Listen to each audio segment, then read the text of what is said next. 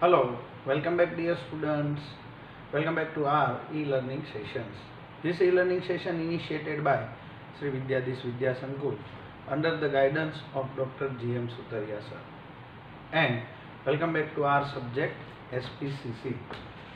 So here the name of the subject is Secretarial Practice and Commercial Correspondence. In that part first, that is commercial correspondence.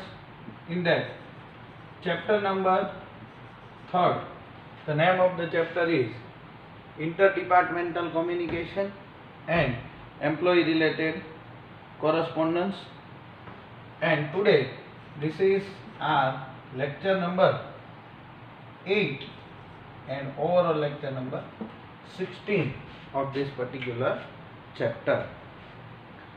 Till now we have discussed everything about the interdepartmental communication, in which we have discussed about notice, circular and memo.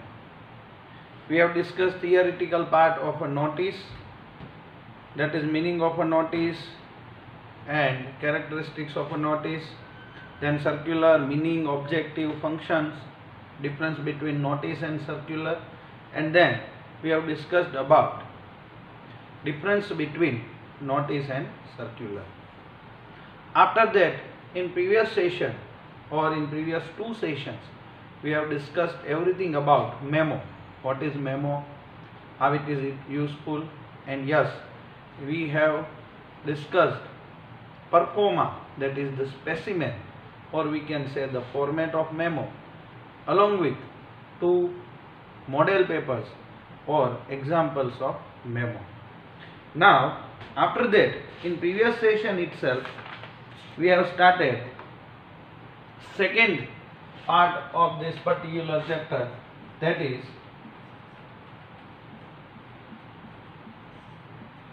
employee related correspondence.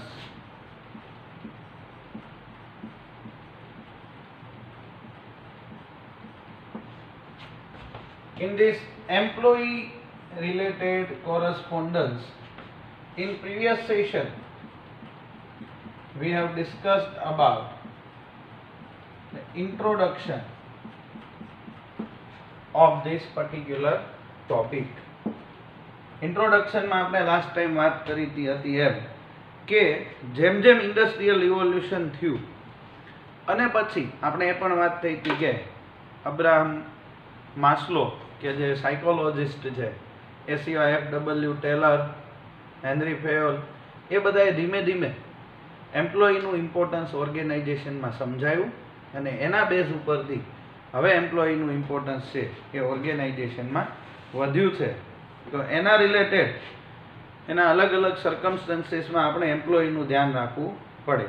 જેમ કે એમાં એમનું રિક્રુટમેન્ટથી લઈ appointment અને રિક્રુટમેન્ટથી લઈ અને end of the service સુધીની દરેક એક્ટિવિટી છે એનું પ્રોપર એક સ્પેસિફિક કોરસ્પોન્ડન્સ હોય છે અને એ કોરસ્પોન્ડન્સમાં આપણે એમની સાથે બહુ સ્પેસિફિકલી રીતે, આમ કહેવા જઈએ તો લીગલી બધી જે ફોર્માલિટીઝ છે એ કરતા હોઈએ છીએ. એમાં આપણે સ્ટાર્ટ કરશું આજે first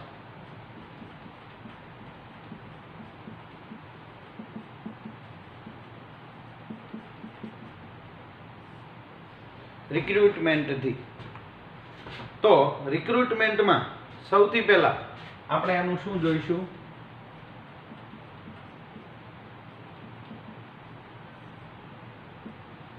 meaning of a recruitment. In an ordinary sense, recruitment means to appoint required employees in a business firm or organization. એટલે નોર્મલ સેન્સમાં રિક્રુટમેન્ટ કોને કહીએ છીએ આપણે, તો કે ઓર્ડિનરી ટર્મ્સમાં રિક્રુટમેન્ટ કોને કહેવાય? તો અહીંયા ક્લિયર કટ આપ્યું છે, એપોઇન્ટ રિક્વાયર્ડ એમ્પ્લોઈઝ.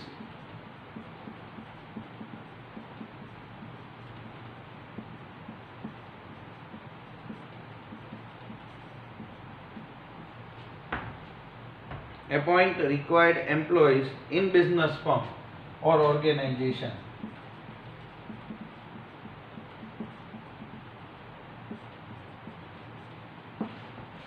આપણે નોર્મલ મીનિંગ એવું લઈએ, કેમ કે આપણને જ્યાં સુધી આપણે સ્ટાફિંગનું ચેપ્ટર લર્ન નહોતું કર્યું ઓસીમાં, ત્યાં સુધી આપણી નજરમાં રિક્રુટમેન્ટ સિલેક્શનની વચ્ચે કોઈ ડિફરન્સ હતો જ નહીં. એટલે ઓર્ડિનરી સેન્સમાં પણ આપણે રિક્રુટમેન્ટ એટલે તો કે appoint required employees in business firm. સૌથી પહેલાં આપણે એનાલિસિસ કરીએ કે પર્ટિક્યુલર ડિપાર્ટમેન્ટમાં કે પર્ટિક્યુલર ઓર્ગેનાઇઝેશનમાં કેટલા એવા લોકો છે કે જેની આપણને જરૂર છે. એક વખત આપણે એ લોકોનું પ્રોપરલી મેનેજમેન્ટ જોઈ લીધું કે અહીંયા આટલા આટલા લોકોની જરૂર છે ને આટલા લોકોથી ચાલશે, પછી આપણે એમને અપોઇન્ટ કરીએ એટલે રિક્રુટમેન્ટ કમ્પ્લીટ થઈ ગયું, એવું આપણે નોર્મલ સેન્સમાં માનીએ છીએ. However, the meaning of recruitment is not restricted to recruit a person or fill vacant post. તો ઓર્ડિનરી સેન્સમાં આપણો મિનિંગ શું છે કે જે વેકન્ટ પોસ્ટ છે, જે ખાલી જગ્યાઓ છે એ ભરી દઈએ એટલે રિક્રુટમેન્ટ છે એ કમ્પ્લીટ થઈ જાય છે. એનો મતલબ છે કે જ્યાં જેટલા નંબર ઓફ એમ્પ્લોઈઝની જરૂર છે ત્યાં એટલા નંબર ઓફ એમ્પ્લોઈઝને આપણે એ પર્ટિક્યુલર પોઝિશન ઉપર એ પર્ટિક્યુલર પોસ્ટ ઉપર રિક્રુટ કરી દઈએ એટલે ત્યાં કમ્પ્લીટ થઈ જાય. તો રિયલમાં આ સેન્સ એટલું કોમન નથી. કોમન સેન્સ શું કહે છે? એપોઇન્ટ રિક્વાયર્ડ એમ્પ્લોઈઝ, ઓર્ગેનાઇઝેશનમાં જેટલા લોકો છે એને અપોઇન્ટ કરી દો એટલે કે ફિલ ધ વેકન્સીસ, જેટલી પણ ઓર્ગેનાઇઝેશનમાં વેકન્સી છે એ બધી આપણે ફિલઅપ કરી દઈએ એટલે અહીંયા આગળ વાત પતી જાય. તો એવી વસ્તુ નથી. આગળ શું કહે છે? In a broader sense recruitment means to appoint an employee at a proper time with proper qualification and in required number. તો appoint required employees in business firm organization આ common meaning છે તે, પણ સાથે સાથે શું છે? at a proper time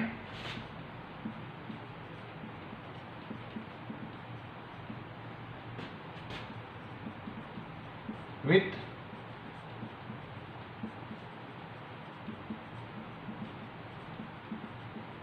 proper qualification, એટલે કે પ્રોપર ટાઈમે પ્રોપર ક્વોલિફિકેશન સાથે and in the required number.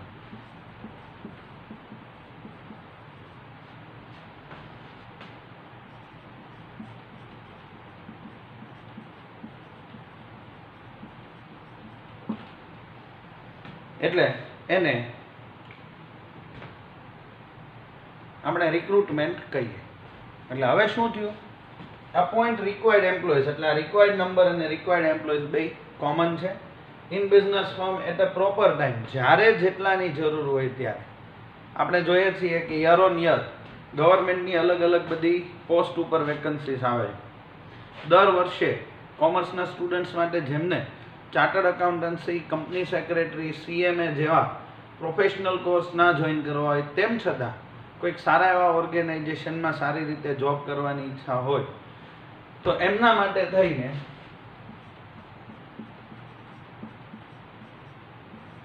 IBPS Indian banking personnel selection board ની દર વર્ષે મેનેજમેન્ટ ટ્રેની અને ક્લર્કની એક્ઝામ્સ આવે છે, જે તમે ગ્રેજ્યુએટ થયા પછી અપિયર કરી શકો છો. એનો મતલબ કે જો તમે ક્લિયર ડિટર્મિનેશનથી ચાલો કે આપણે CS જેવા, બાકી હું તો પ્રિફર એ જ કરું કે સૌથી બેસ્ટ કોર્સ હોય તો ચાર્ટર્ડ એકાઉન્ટન્સી અથવા કંપની સેક્રેટરી એક એવો પ્રોફેશનલ કોર્સ છે કે જે તમારે લાઈફ ટાઈમ કોઈ ટેન્શન નહીં. બેંકની અંદર જોબ કરો, ગવર્મેન્ટ ઓફિસમાં જોબ કરો, કોઈ પણ જગ્યાએ જોબ કરો, એક તમારી લાઈફ ફિક્સ થઈ જાય, working time fix, salary fix, promotion fix, retirement benefit fix. એની સામે તમે ચાર્ટર્ડ એકાઉન્ટન્સી કે કંપની સેક્રેટરી તરીકે જોબ કરો, અનલિમિટેડ ટાઈમ ઓફ વર્કિંગ. એવું જરૂરી નથી કે 60 યર્સે રિટાયર્ડ થઈ જાય. 75-80 યર્સના પણ ચાર્ટર્ડ એકાઉન્ટન્ટ્સ છે કે જે પ્રેક્ટિસ કરે છે. એમને બીજું કંઈ કરવાનું નથી હોતું, એને કંઈ ફિઝિકલ વર્ક નથી હોતું કે જે 70-80 યર્સ પછી ના થાય. જેટલો નંબર ઓફ ક્લાયન્ટ બેઝ વધે એટલી તમારી સોર્સ ઓફ ઇન્કમ વધે. આ બધા જે છે ગવર્મેન્ટ ઓફિસર્સ કે બેન્કિંગ ઓફિસર્સ કે એમના કરતાં એમની વેલ્યુ વધારે. તમે જ સાંભળજો ક્યારેક કોઈકના મોઢે તો એમ કે એ સીએ છે એટલે કે ચાર્ટર્ડ એકાઉન્ટન્ટ, જેમ કોઈક ડૉક્ટર છે, કોઈક એન્જિનિયર છે, એવી જ વેલ્યુ છે એમની. તો ફર્સ્ટ પ્રેફરન્સ એ જ રહેશે હંમેશા કે તમે ચાર્ટર્ડ એકાઉન્ટન્સી અને કંપની સેક્રેટરી જોઈન કરો. બહુ ફ્રેન્ક વસ્તુ એવી છે કે જ્યારે મેં મારું ગ્રેજ્યુએશન કમ્પ્લીટ કર્યું ત્યારે મને સમજાવવાવાળું કોઈ નહોતું. ઇવન એ ટાઈમે ટીચર્સ પણ સ્ટુડન્ટ્સમાં એટલો બધો એક્સ્ટ્રા રસ નહોતા લેતા, એક્સ્ટ્રા ઇન્ટરેસ્ટ નહોતા લેતા કે જેનાથી ને એ સ્ટુડન્ટને એક પ્રોપર વે બતાવી શકે કે બેટા આ કોર્સ જોઈન કરાય. અને એના લીધે થઈને મેં બીબીએ MBA કમ્પ્લીટ કર્યું, કોર્પોરેટમાં જોબ કરી અને પછી M.Com કરી, B.Ed કરી અને હવે હું પાછો ટીચિંગમાં આવ્યો. તો પોસિબલ છે કે તમે આટલું બધું ફરી નહીં શકો, આટલી બધી ડિગ્રીઝ ના થઈ શકે. તો તમે ચાર્ટર્ડ એકાઉન્ટન્સી અથવા કંપની સેક્રેટરી જોઈન કરો એ મોસ્ટ પ્રિફરેબલ છે, because they are the professionals like doctors, engineers, advocates, etc. પણ કોઈ સંજોગોમાં જો આપણે એ નથી કરવા માંગતા અને આપણને એ બહુ દૂરનું નથી સમજાતું કે જ્યાં ભાવનગરની અંદર મેં અમુક ચાર્ટર્ડ એકાઉન્ટન્ટ્સ એવા પણ જોયા છે કે જેમની મંથલી પ્રેક્ટિસ મોર દેન 4-5 લાખ રૂપીસ હોય, અને અમુક એવા પણ જોયા છે કે જેમની મંથલી પ્રેક્ટિસ 40,000 to 50,000 પણ હોય. ઓબ્વિયસ છે કે ફ્રેશર્સ હોય તો એમની પ્રેક્ટિસ બહુ નોમિનલ હોય, પણ જેમ જેમ એક્સપિરિયન્સ થતા જાય જ્યારે એની સામે તમે ગવર્મેન્ટ જોબ જુઓ તો ફિક્સ ચાલતું હોય. સ્ટાર્ટિંગ સેલેરી 21,000, 31,000, 32,500 થી શરૂ થાય. At the age of 60 years retirement પહોંચે ને ત્યાં એની સેલેરી વધીને લાખ રૂપિયા થઈ હોય, 2 times than their actual salary. જ્યારે ચાર્ટર્ડ એકાઉન્ટન્ટ્સ પહેલા વર્ષે 40,000 મંથલી ઇન્કમ અર્ન કરતો હોય તો ઓબ્વિયસ છે બીજા વર્ષે ક્લાયન્ટ બેઝ વધશે એટલે 60,000 to 70,000. તો 5-7 વર્ષમાં તો એ ક્યાંય નીકળી જશે. અને એક સરખી પ્રેક્ટિસ 10-15 વર્ષ સુધી ચાલી તો પછી રિટાયરમેન્ટની કાંઈ ચિંતા નથી કે રિટાયરમેન્ટ માટે વિચારવું જ ના પડે, બધું આ લાઈફમાં જ સેટ થઈ જાય. તેમ છતાં જો હજી આ વિચાર ન આવતો હોય તો Indian banking personnel selection board દર વર્ષે ક્લર્ક અને મેનેજમેન્ટ ટ્રેનીની એક્ઝામ લાવે છે, જેની અંદર અલગ અલગ બેન્કોમાં અલગ અલગ પોસ્ટ માટે થઈને એમ્પ્લોઈઝનું રિક્રુટમેન્ટ થતું હોય છે. પહેલાં દરેક બેંક પોતપોતાની રીતે વેકન્સીસ ફિલ કરતી હતી, એટલે કે પોતાની રીતે એક્ઝામ્સ લે, ઇન્ટરવ્યૂ લે અને એના બેઝ ઉપરથી સિલેક્શન કરતી હતી. એના બદલે હવે આ એક બોર્ડ જ એવું એસ્ટાબ્લિશ થઈ ગયું છે કે જે SBI સિવાયની બીજી 19 નેશનલાઇઝ્ડ બેંક છે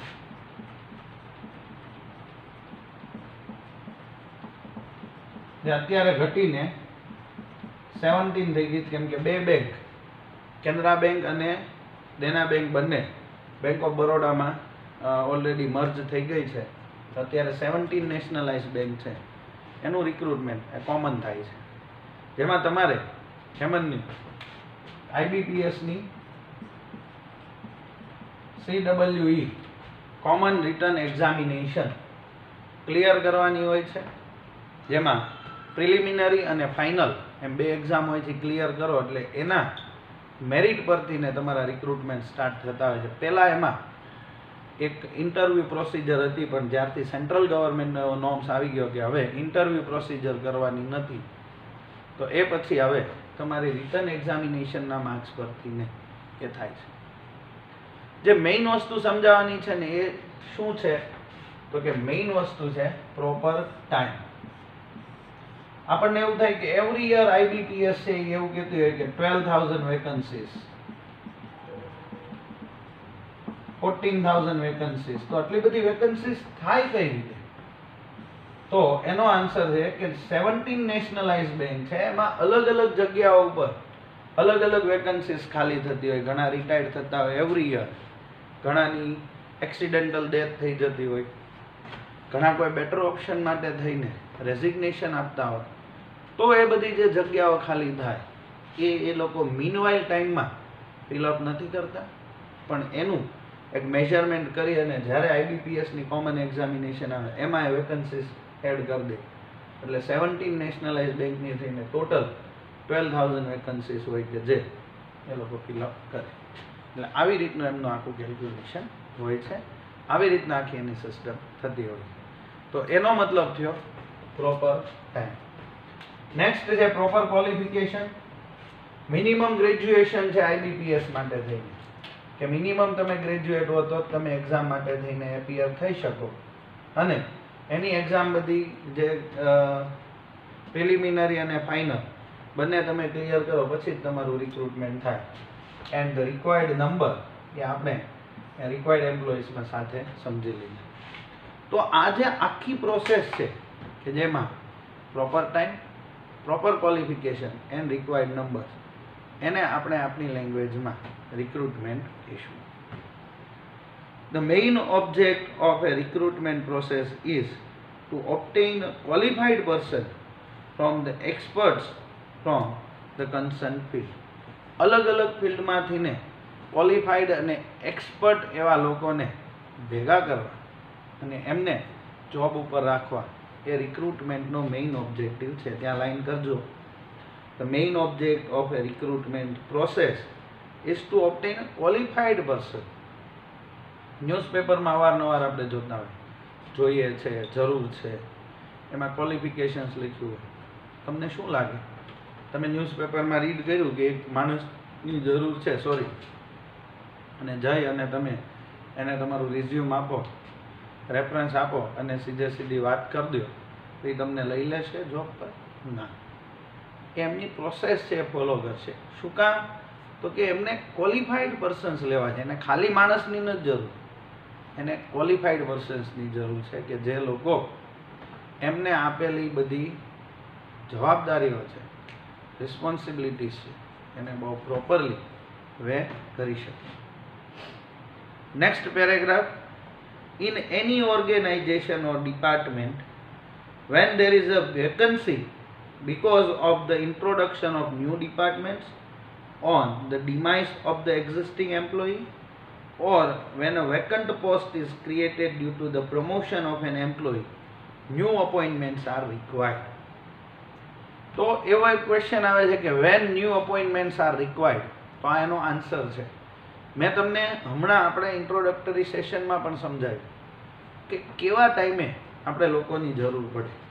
નોર્મલ એક આપણો કોમન ટેન્ડન્સી એવી છે કે જ્યારે કોઈ નવું ઓર્ગેનાઇઝેશન એસ્ટાબ્લિશ થતું હોય ત્યારે જ એ લોકોને માણસોની જરૂર પડે, અધરવાઇઝ એ લોકોને રિક્રુટમેન્ટ કરવાની જરૂર પડતી નથી. જે મિસકન્સેપ્શન છે, આપણો વિચાર છે એ અધૂરો છે. Any organisation or department when there is a vacancy. હવે વેકન્સી ક્યારે થશે? તો પહેલું રીઝન આપ્યું ઇન્ટ્રોડક્શન ઓફ ન્યૂ ડિપાર્ટમેન્ટ. એક જ કંપનીમાં પહેલાં માર્કેટિંગ અને સેલ્સ, એડવર્ટાઇઝમેન્ટ, પરચેસ બધું એક જ ડિપાર્ટમેન્ટમાં આવતું હતું. હવે ઓર્ગેનાઇઝેશનની જે સાઇઝ ઓફ ધ ઓર્ગેનાઇઝેશન છે, જે એક્ટિવિટીઝ છે, એટલી બધી વધી ગઈ છે કે એ લોકોએ હવે કમ્પલસરી પરચેસ ડિપાર્ટમેન્ટ છે એ આખો અલગ કરવો પડે એમ છે, ફાઇનાન્સમાંથી અકાઉન્ટિંગ ડિપાર્ટમેન્ટ આખો અલગ કરવો પડે એમ છે. તો જ્યારે પણ આવું કોઈ ન્યૂ ડિપાર્ટમેન્ટ એસ્ટાબ્લિશ થતું હોય ત્યારે પહેલાં માણસોની જરૂર પડે. બીજો એક વસ્તુ વિચારો કે ભાવનગરમાં એક જગ્યાએ તમારી કંપની છે એ પ્રોડક્શન કરે છે, પણ ડિમાન્ડને આપણે પહોંચી વળતા નથી, એટલે કે supply is not enough to demand. તો શું કરશું આપણે? તો પછી આપણે કોઈક નવી જગ્યાએ પ્રોડક્શન યુનિટ ઓપન કરવું પડશે અને ત્યાં આગળથી પ્રોડક્શન કરી અને આપણે સેલ્સ કરશું. તો એ સંજોગોમાં પણ આપણને વધારે માણસોની જરૂર પડશે. એને પણ ઇન્ટ્રોડક્શન ઓફ ન્યૂ ડિપાર્ટમેન્ટ કહેવાય. On the demise of an existing employee, એટલે કે અત્યારના જે એમ્પ્લોય હોય કોઈકની ડેથ થઈ ગઈ, બની શકે. કેટલાય બધા લોકો એવા હોય છે જે વર્ક પ્લેસ ઉપર વર્કર હોય એ કોઈક એક્સિડન્ટથી, એમ્પ્લોઈઝ હોય જે બધા ઓફિસ વર્કને એવું કરતા હોય, એમને કોઈકને હાર્ટ એટેક આવી જાય, કોઈકને પેરાલાઇઝ થઈ જાય. આ બધા ઇસ્યુના લીધે થઈને ઘણા બધા લોકો છે કે ચાલુ જોબે ગુજરી જતા હોય છે, તો એમની જગ્યા પણ ખાલી થતી હોય છે. Or when a vacant post is created due to the promotion of an employee, કોઈક એમ્પ્લોય છે એને ટાઈમ થઈ ગયો છે, સમજો કે કંપનીની પોલિસી હોય કે 5 years પ્રમોશન, તો 5 વર્ષે એને પ્રમોશન થઈ ગયું હોય, તો એની જગ્યા છે એ ખાલી પડે અને એ જગ્યા ખાલી ના રખાય, નહીંતર આપણું વર્ક છે એ સફર થાય. તો એવા સંજોગોમાં આપણે ન્યૂ અપોઇન્ટમેન્ટ્સ આર રિક્વાયર્ડ. અહીંયાથી અહીંયા સુધીનું લાઈન કરજો અને બાજુમાં જો સ્પેસ હોય તો લખી નાખો કે when new employees are appointed. આ બધા એવા સર્કમસ્ટન્સીસ છે કે જ્યારે આપણે ન્યૂ એમ્પ્લોઈઝની જરૂર પડે. At that time recruitment procedure is conducted. આવા સંજોગોમાં જ્યારે કોઈક નવું ડિપાર્ટમેન્ટ થતું હોય, એક્ઝિસ્ટિંગ એમ્પ્લોયનું ડિમાઇસ થઈ ગયું હોય, અથવા તો પ્રમોશનથી ને કોઈ સ્પેસ વેકન્ટ પડી હોય, આ બધા સંજોગોમાં રિક્રુટમેન્ટ છે એ થતું હોય છે. હવે next, recruitment procedure is of two type.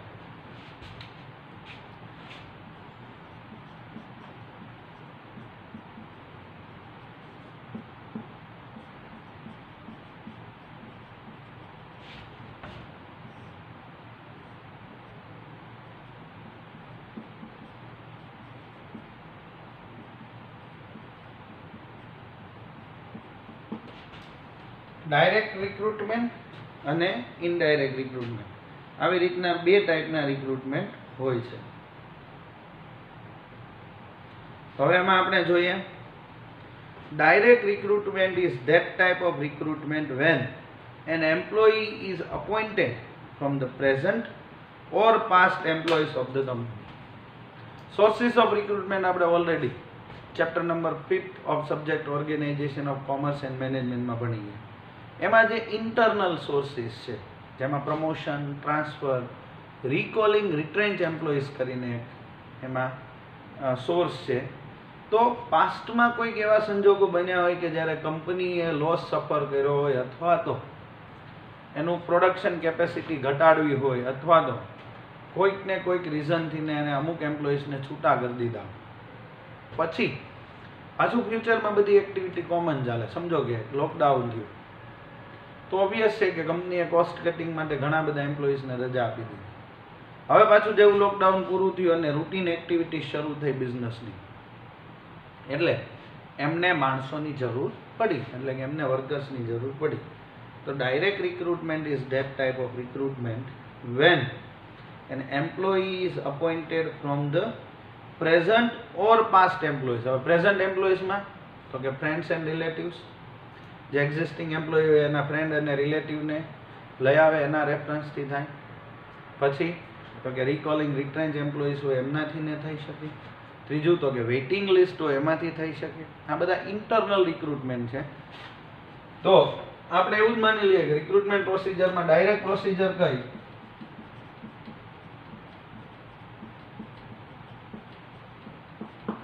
Internal sources of recruitment, કે જે આપણે ઇન્ટરનલી એમને એમ્પ્લોય કરીએ, જે અત્યારે પ્રેઝન્ટ એમ્પ્લોઈઝ પાસેથી અથવા તો પાસ્ટ. જ્યારે ઇનડાયરેક્ટ રિક્રુટમેન્ટ એટલે કે આ, તો ઓબ્વિયસ છે કે આ ઇન્ટરનલ સોર્સિસ હશે તો એક્સટર્નલ સોર્સિસ જ હોવાના છે.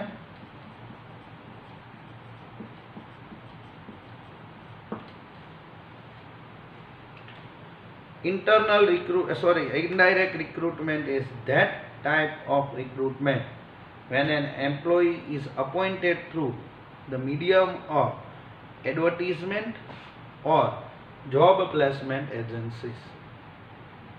Through advertisement, contractors, education, universities and institutes, પછી આપણે આવી રીતના બધી ઓનલાઈન જોબ પોર્ટલ્સ છે.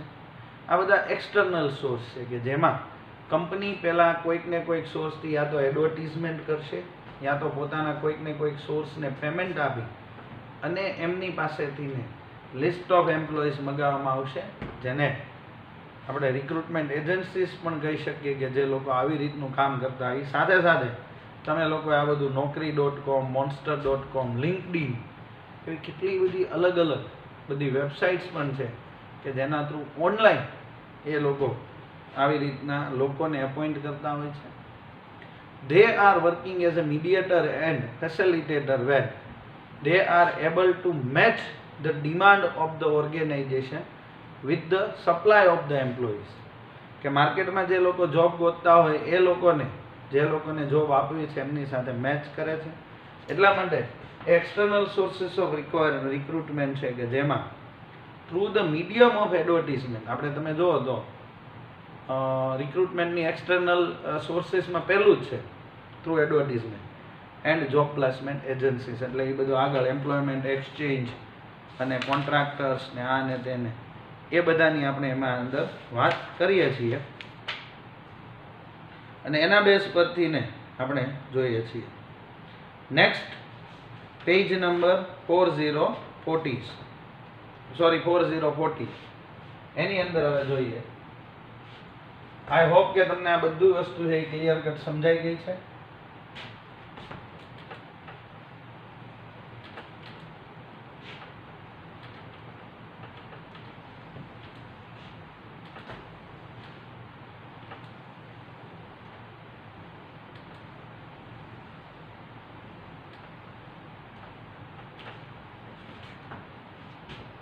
सो रिक्रूटमेंट में आपने जे बन्ने पेरेग्राफ डिस्कस कर्या અને પછી નીચે જેની વાત કરીએ ટાઈપ્સ હતા એટલે પહેલા મીનિંગ ડિસ્કસ કર્યો પછી ટાઈપ્સ ઓફ રિક્રુટમેન્ટ ડિસ્કસ કર્યું હવે જે થર્ડ વન છે એ છે મોડેલ ઓફ લેટર રિગાર્ડિંગ એટલે કે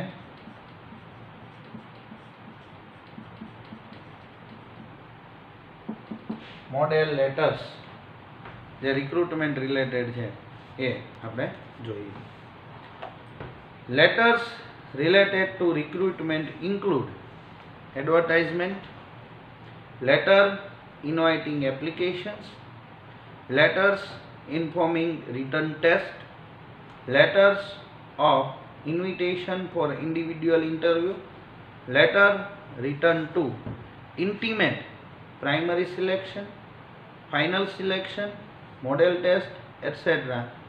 Now we shall study model letters pertaining to recruitment. એક વસ્તુ તમને સમજાય છે કે આ પેરેગ્રાફમાં એમને જે લિસ્ટ આપ્યું છે એ લિસ્ટ એવું છે કે એનો મતલબ એવો છે કે તમને એક્ઝામમાં આમાંથી કોઈ પણ લેટર પૂછાય છે એવું જરૂરી નથી કે અહીંયા બે લેટર આપ્યા છે એક પહેલો લેટર છે informing to remain present in written test છે અને બીજો છે એ અટેન્ડ પર્સનલ ઇન્ટરવ્યુ છે તો આવા જ પૂછાશે એવું નથી એટલે એને શું કીધું સૌથી પહેલું મોડેલ લેટર્સમાં આમ તો કયા કયા ટાઈપના લેટર હોય અહીંયાથી સ્ટાર્ટ કરશું સૌથી પહેલા એડવર્ટીઝમેન્ટ એટલે કે કોઈ ન્યૂઝપેપરની અંદર એડવર્ટીઝમેન્ટ આવે છે કે અમારે આ માણસની જરૂર છે આવો ક્વોલિફાઈડ માણસ જોવે છે એટલો એક્સપિરિયન્સ હોવો જોઈએ આવું તેવું એવું જો તમે ટાઈમ્સ ઓફ ઇન્ડિયા રીડ કરતા હો તો એવરી વેનસડે એમાં એસન્ટ કરીને એક ઓલી આવે છે અંદર એક પેજ આવે છે કે જેમાં એમ્પ્લોય રિલેટેડ બધી જ એડવર્ટાઇઝમેન્ટ હોય છે એમાં ઓનલાઈન લિંક સહિત બધું આપ્યું હોય છે આપણે ખાલી ક્લિક કરી અને ઇન્ફોર્મેશન ફિલઅપ કરી અને એના માટે એનરોલ થવાનું હોય છે લેટર ઇન્વાઇટિંગ એપ્લિકેશન્સ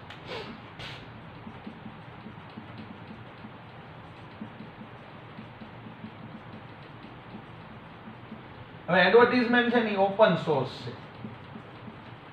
કે જેમાં જેટલાના હાથમાં ન્યૂઝપેપર આવતો હોય અથવા તો ટીવી માંથી ને જોતા હોય અથવા તો કોઈ વેબસાઇટ ઉપરથી જોતા હોય બધા માટે જ્યારે ઇન્વાઇટિંગ છે એપ્લિકેશન્સ એ ક્લોઝ સોર્સ છે કે જેની અંદર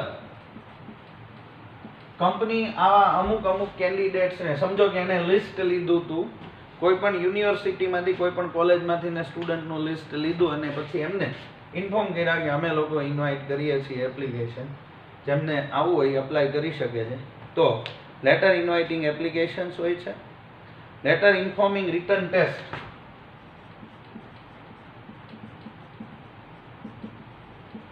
આમ જો આ બધું સિક્વન્સમાં જ છે એડવર્ટાઇઝમેન્ટ જોયા પછી ઇન્વાઇટિંગ એપ્લિકેશન પછી એની રિટર્ન ટેસ્ટની ઇન્ફોર્મેશન આપે છે કે આ તારીખે આટલા વાગે અહીંયા આગળ આ રિટર્ન ટેસ્ટ છે ને તમને જે લેટર ઘરે આવે છે એ લેટર તમારી હોલ ટિકિટ છે જે લઈ અને તમે પધારશો તો તમને રિટર્ન ટેસ્ટ છે એ આપવા માટે બેસવા દેવામાં આવશે એટલે સૌથી પહેલું હતું advertisement second letter inviting applications third letter informing written test fourth letter of invitation for individual interview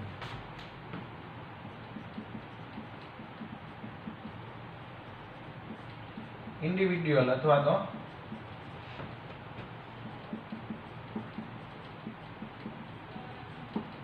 personal interview. Individual interview અથવા તો પર્સનલ ઇન્ટરવ્યુ માટેનું ઇન્વિટેશન આવે. હવે સમજો કે કોઈ એમ્પ્લોયી એટલે કે કોઈ કેન્ડિડેટે એની એડવર્ટાઇઝમેન્ટ જોઈ અને જોબ માટે અપ્લાય કર્યું. એટલે સૌથી પહેલાં એને લેટર ઇન્ફોર્મિંગ રિટન ટેસ્ટ આવે. એને રિટન ટેસ્ટ આપી એમાં એ સિલેક્ટ થઈ ગયો તો પછી એને ઇન્ડિવિડ્યુઅલ અથવા તો પર્સનલ ઇન્ટરવ્યૂ માટેનું ઇન્વિટેશન આવે છે. Next, letter written to intimate primary selection. Primary selection તમને ખબર જ છે, કેમ કે સિલેક્શન પ્રોસિજરની અંદર જે આપણે એસપીસીસી માં ચેપ્ટર 5th માં જોયું એમાં પ્રાઇમરી સિલેક્શન આવે છે. એટલે કે મેડિકલ એક્ઝામિનેશન પહેલા એમને જે ટેમ્પરરી સિલેક્શન મળી ગયું હોય છે એ subject to clearance of medical test. જેવું તમે મેડિકલ ટેસ્ટ ક્લિયર કરી લેશો એટલે પછી એ લોકો તમને આગળ નેક્સ્ટ સ્ટેજ ઉપર ફોરવર્ડ કરશે. એટલે પ્રિલિમિનરી સિલેક્શન, પ્રાઇમરી કે પ્રિલિમિનરી, ધેન ફાઇનલ સિલેક્શન. એની પહેલા આપણે મેડિકલ ટેસ્ટ લઈ લઈએ. મેડિકલ ટેસ્ટની ઇન્ફોર્મેશન આપતો લેટર એ હોય છે અને ફાઇનલ સિલેક્શન માટેનો લેટર પણ હોય છે. તો આવી ટાઈપના 7 to 8 લેટર્સ છે એ હોય છે. હવે આપણે એમાંથી ને જે 2 letter as a model letter આપણને આપ્યા છે એ આપણે જોશું. તમે જુઓ તો તમને લેટર લાગતા જોતા શું લાગે છે કે આ લેટર્સ છે એ સ્પેસિફિકલી આપણા જે નોર્મલ લેટરની સ્ટાઇલ છે starting from heading up to the signature સુધી એ જ છે સેમ? યસ. તમે ફર્સ્ટ લુક જોશો ને તો સેમ વસ્તુ જ છે, ખાલી કન્ટેન્ટ ચેન્જ થાય છે. એટલે કે આપણે આમાં બીજું કંઈ નવું યાદ રાખવાનું નથી. સૌથી પહેલા letter informing to remain present in written test. એટલે આપણે અત્યારે કયો ડિસ્કસ કરશું? રિટન ટેસ્ટ માટેનો લેટર. કોને લખ્યો છે? તો સૌથી પહેલા હેડિંગ અથવા તો સેન્ડરનું નામ VT Parekh, chartered accountants and company, બરાબર, એ કંપનીનું નામ છે. તમે એડ્રેસ વચ્ચે પણ લખી શકો છો અને રાઇટ હેન્ડ સાઈડ પણ લખી શકો છો, પણ પ્રિફરેબલ સ્ટાઇલ રાઇટ હેન્ડ સાઈડની છે. એટલે Abhimanyu complex, racecourse road, Rajkot. સિટીનું નામ રાજકોટ આપ્યું છે અને પિનકોડ નંબર ભાવનગરનો આપ્યો છે. એના પરથી તમે સમજી શકો છો કે પિનકોડ ગોખવાની જરૂર નથી. Abhimanyu complex, racecourse road, Rajkot 360001. આ બધું રાઇટ હેન્ડ સાઈડ લખાશે. તો એની સામે લેફ્ટ હેન્ડ સાઈડ કંપનીનો ફોન નંબર અને ઈમેલ એડ્રેસ છે એ લખવામાં આવશે. જેવું સેન્ડરનું એડ્રેસ અથવા તો હેડિંગ કમ્પ્લીટ થાય એટલે એક લાઈન છોડીને શું આવશે? Date. 15th May 2017 is a date when the letter is written. Then again left the one line blank, એક લાઈન છોડો એટલે આવશે inside address. Heading, date, inside address. Inside address એટલે જેમને લેટર લખવામાં આવ્યો છે એમનું. તો ઓબ્વિયસ છે કે કોઈ કેન્ડિડેટને રિટન એક્ઝામિનેશન માટે એટલે એ કેન્ડિડેટના નેમ સાથે ઇન્ફોર્મ કરવામાં આવશે. તો આમાં પરેશ પડરિયા કરીને છે અથવા તો પાડરિયા છે, C80 Shivalay flats, station road, Rajkot. આ ભાઈ એ હશે કે જેને કાં તો એડવર્ટાઇઝમેન્ટ જોઈ હશે અથવા તો એપ્લિકેશન ઉપરથી અપ્લાય કર્યું હશે અને એને રિટન ટેસ્ટ માટે થઈને એ ચાર્ટર્ડ એકાઉન્ટન્ટની ફર્મમાં બોલાવવામાં આવ્યો છે.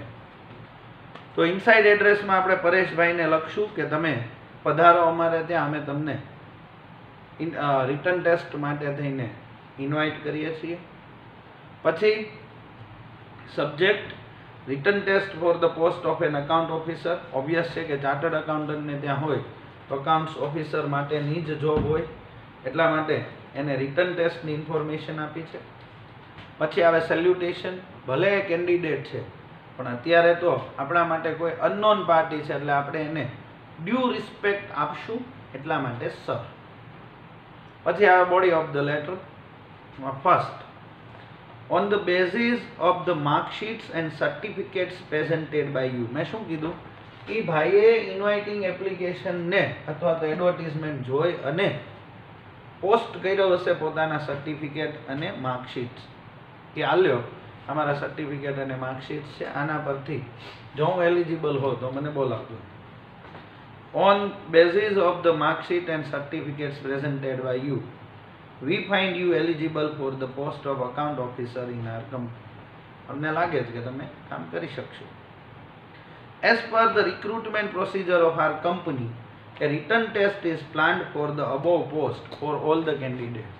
તમે એકલા નથી, તમારી સિવાય આવી રીતની અમને ઘણા બધાના સર્ટિફિકેટ અને માર્કશીટની એપ્લિકેશન મળી છે, એટલે અમે એવું વિચાર્યું કે આપણે કોમન રિટર્ન એક્ઝામિનેશન લઈ લઈએ. એટલા માટે અમારી રિક્રુટમેન્ટ પ્રોસિજર એવી જ છે કે જેમાં અમે તમારી અને તમારી જેવા બીજા કેન્ડિડેટ્સ માટે થઈને એક રિટર્ન ટેસ્ટનું આયોજન કરેલ છે. Next para, the return test will have objective questions of 200 marks. એટલે કે તમારે એમસીક્યુમાં જય માતાજી જ કરવાનું છે, એની 200 માર્ક્સનું છે. This test will include general knowledge. હવે એમાં કેવું પડે કે ભાઈ 200માં અમે શું પૂછશું એમ, એટલે ઘણા એમ કહે કે વાંધો નહીં, તમે તારે પૂછવું હોય પૂછી લેજો ને, પણ એવું ના હોય. કોઈ પણ એક્ઝામિનેશન હોય એમાં સ્પેસિફિક હોય છે. તો રિટર્ન ટેસ્ટમાં ઓબ્જેક્ટિવ ક્વેશ્ચન 200 માર્કના છે અને એમાં જનરલ નોલેજ એટલે જીકે પૂછવામાં આવશે, knowledge of accounting on computer that is Tally એટલે કે ટેલી રિલેટેડ વર્ક આવશે, and other issues related to accounts. અને એ સિવાય અકાઉન્ટ રિલેટેડ જે કોમન લાઈફની અંદર આપણને જે પ્રશ્નો આવતા હોય એના રિલેટેડ એમસીક્યુઝ હશે. The return test will be of 2 hours એટલે કે 1 કલાકમાં તમારે 100 એમસીક્યુ ટીક કરી નાખવાના છે. સક્સેસફુલ કેન્ડિડેટ 2 કલાકમાં પેપર પૂરું કરવાનું છે અને successful candidates will be called for personal interview. એક વસ્તુ તમે સમજો કે જ્યારે પણ તમે કોઈ પણ વસ્તુ માટે એને ઇન્વાઇટ કરો છો ત્યારે બધી વસ્તુ સ્પેસિફિક એમાં લખવી જ પડે. ફર્સ્ટ પેરામાં એને કીધું કે અમે તમારા સર્ટિફિકેટ ને માર્કશીટ જોઈ. સેકન્ડ પેરામાં કીધું કે તમે એલિજિબલ છો એટલે અમે રિટર્ન ટેસ્ટ ગોઠવી છે જેમાં તમે હાજર રહેશો. તો થર્ડ પેરામાં એને કીધું કે 200 માર્કનું પેપર હશે જેમાં જીકે અને અકાઉન્ટિંગ રિલેટેડ ક્વેશ્ચન્સ પૂછવામાં આવશે અને 2 કલાકમાં પતશે.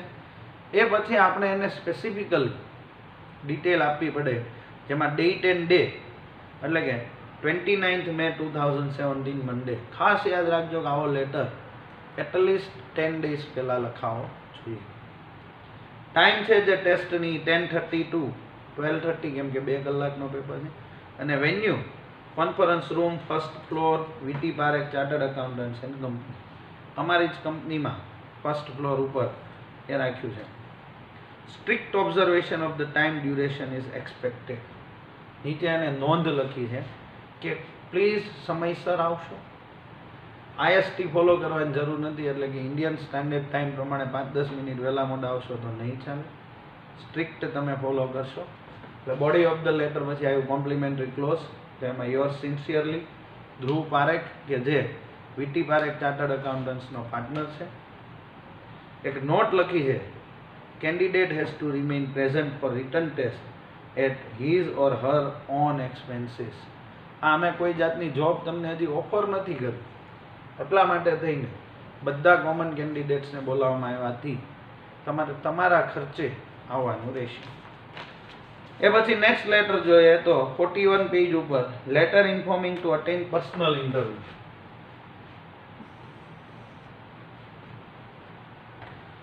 Heading Kaveri communication centre, address Indraprastha complex, SV road, Borivali east, Mumbai 400066. આ બધું right hand side. Left hand side phone number અને ઈમેલ આઈડી. જેવું હેડિંગ પતે એટલે એક લાઈન છોડી અને ડેટ 5th July 2017. એક લાઈન છોડી અને right hand side inside address. Shri Raju Solanki. Obvious છે કે તમે પર્સનલ ઇન્ટરવ્યૂ માટે એઝ એ કંપની કોઈ સામે વ્યક્તિને જ બોલાવશે એટલે એ વ્યક્તિનું નામ છે રાજુભાઈ. એને ધ્યાનમાં રાખીને શ્રી રાજુ સોલંકી. એમનું એડ્રેસ છે A302 Mahisagar tower, Dharmabhumi road, Bhavnagar 364002. વિચાર આપણો આ ભાવનગરનો બાબલો ઠેઠ બોરીવલીમાં જઈને મુંબઈ જઈને જોબ કરવાનો છે એ કાવેરી કોમ્યુનિકેશન સેન્ટરમાં. એટલે ત્યાંથી ને એમને અહીંયા ભાવનગર આપણા રાજુભાઈને એડ્રેસ મોકલ્યું છે. અહીંયા આગળ ભાવનગરમાં એકે મહીસાગર ટાવર અને ધર્મભૂમિ રોડ નથી, એટલે ક્યાંય ગોતવા ન નીકળશો. એ ફિક્ટિશિયસ અનુમાનિત એડ્રેસ છે. એટલે હેડિંગ, ડેટ, ઇનસાઇડ એડ્રેસ. હવે આવ્યું સબ્જેક્ટ. સબ્જેક્ટ છે તો કે અબાઉટ અટેન્ડિંગ પર્સનલ ઇન્ટરવ્યૂ. આમ તો ઇન્વિટેશન ફોર પર્સનલ ઇન્ટરવ્યૂ એમ લખી શકો છો તમે. ઇન્ફોર્મેશન રિગાર્ડિંગ અથવા તો ઇન્ટિમેશન ઓફ પર્સનલ ઇન્ટરવ્યૂ એ પણ લખી શકીએ છીએ. Heading, date, inside address, subject, salutation. Sir, body of the letter, sorry. In reference to your application dated 25th June 2017 regarding assistant officer, we let you know that your qualifications and experience are suitable to the post. આ introductory paragraph છે. સીધી વાર્તા શરૂ નથી કરવાની. પહેલાં આપણે એને ઇન્ફોર્મ કરવાનું છે કે અમે તમારો કોન્ટેક્ટ કઈ રીતે કર્યો. તો પહેલાં જ એને કીધું કે તમારી એપ્લિકેશન અમને 25th જૂન 2017 મળી, જેમાં તમે કીધું હતું કે અમારે આસિસ્ટન્ટ ઓફિસરની જોબ કરવી છે અને એના માટેના ક્વોલિફિકેશન અને એક્સપિરિયન્સ સર્ટિફિકેટ તમે જે મોકલ્યા હતા એ અમારી જોબને શૂટ કરે છે. You are requested to appear before the selection committee for a interview on date લખવી ભૂલી ગયા. આપણે એટલીસ્ટ એવું માનીએ કે એ લોકો જે ડેટ આપે ને એના એટલીસ્ટ 10 days તો હોવા જ જોઈએ. એટલે આપણે 15th જુલાઈ અથવા તો 20th જુલાઈ 2017 હોય એવું ગણી લઈએ. You are requested to appear before the selection committee for a personal interview on 20th July 2017 Thursday at 1:30 PM at our head office. એટલે અમે તમને એવી વિનંતી કરીએ કે 20th જુલાઈ બરોબર બપોરે 1:30 વાગે તમારી હેડ ઓફિસ પર હાજર થશો. You are requested to bring original copies your academic qualifications and certificate of experience. તમે અમને મોકલી એ ઝેરોક્સ કોપી છે, પણ અમારે જો તમને એઝ એ પર્સન એટલે કે એઝ એ જોબમાં રિક્રુટ કરવા હશે તો અમારે ઓરિજિનલ સર્ટિફિકેટ જોશે. તો ઓરિજિનલ સર્ટિફિકેટ, એક્સપિરિયન્સ સર્ટિફિકેટ લઈ આવજો. Those who are working presently should produce no objection certificate from the head of the institute where they are working. A obvious એક એવો શિરસ્તો છે કે એવી ફોર્માલિટી છે કે જેમાં તમે અત્યારે એક્ઝિસ્ટિંગ જે પણ ઓર્ગેનાઇઝેશનમાં વર્ક કરતા હો એ ઓર્ગેનાઇઝેશનનું NOC એટલે કે નોન ઓબ્જેક્શન સર્ટિફિકેટ જોશે, જેમાં એને લખ્યું હોય કે આ વ્યક્તિ બીજે ક્યાંય જોબ કરવા જાય તો અમને વાંધો નથી. એ જે લોકો વર્ક કરતા હોય એમને કમ્પલસરી આપવાનું છે. ડન. એટલે અહીંયા આગળ શોર્ટમાં બતાવ્યું કે આપણે પર્સનલ ઇન્ટરવ્યૂ માટેનો લેટર કોમ્પ્લિમેન્ટરી ક્લોઝમાં your sincerely Sadiq Mohammad, manager છે કાવેરી કોમ્યુનિકેશન સેન્ટરના. એવી રીતના આપણે કોમ્પ્લિમેન્ટરી ક્લોઝ અને સિગ્નેચર છે ત્યાં આગળ લેટર કમ્પ્લીટ થાય છે. અને નોટ જે પહેલામાં હતી સેમ નોટ અહીંયા લખવાની છે. No allowances or expenses will be paid to remain present at the venue of interview. તમે ભાવનગરથી મુંબઈ સુધી આવો છો, અહીંયા ક્યાંક હોટેલમાં રોકાશો, પછી ઇન્ટરવ્યૂ આપીને પાછા જશો, આ કોઈ પણ જાતનો ખર્ચો અમે આપવાના નથી. એ તમારે તમારા ખુદના ખર્ચે કરવાનું રહેશે, એવી ચોખવટવાળી વાત છે. એટલે કે no allowance or expenses will be paid to remain present at the venue of interview. So here today we have completed the recruitment point, in which first of all we have discussed about the meaning, then types of recruitment, that is direct and indirect, and 2 model letter of written test and individual interview. એ સિવાય આ બાકીના 7 માંથીને કોઈ પણ letter પૂછાય તો આપણે એટલા intelligent હોવા જોઈએ કે એમાં આપણે આપણી નીડ પ્રમાણે ચેન્જીસ કરી શકીએ. ટુડેઝ હોમવર્ક ઓબ્વિયસ છે કે અહીંયાથી સ્ટાર્ટ કરી અને અહીંયા સુધીના મોડેલ લેટર સુધીના બંને લેટર છે 1 ટાઈમ લખી અને સ્ટિપ્યુલેટેડ ટાઈમ પીરિયડની અંદર તમારે સબમિટ કરવાના રહેશે. આપણે નેક્સ્ટ લેક્ચરથી મિનિંગ ઓફ સિલેક્શન શરૂ કરશું. અહીંયા જે એને મિનિંગ ઓફ રિક્રુટમેન્ટ લખ્યું છે લગભગ મિસપ્રિન્ટ છે, જે હશે આપણે નેક્સ્ટ સેશનમાં જોઈ લઈશું. I hope you enjoyed this session and even understood each and everything very clearly. તેમ છતાં કોઈ ડાઉટ ડિફિકલ્ટી હોય તો તમે ગમે ત્યારે પૂછી શકો છો. પણ જે હોમવર્ક જે તે દિવસે અપાય છે એ હોમવર્ક સેમ ડે કમ્પ્લીટ થાય એવી હું તમારી પાસે એક્સપેક્ટેશન્સ રાખું છું. Have a nice day. Thank you very much.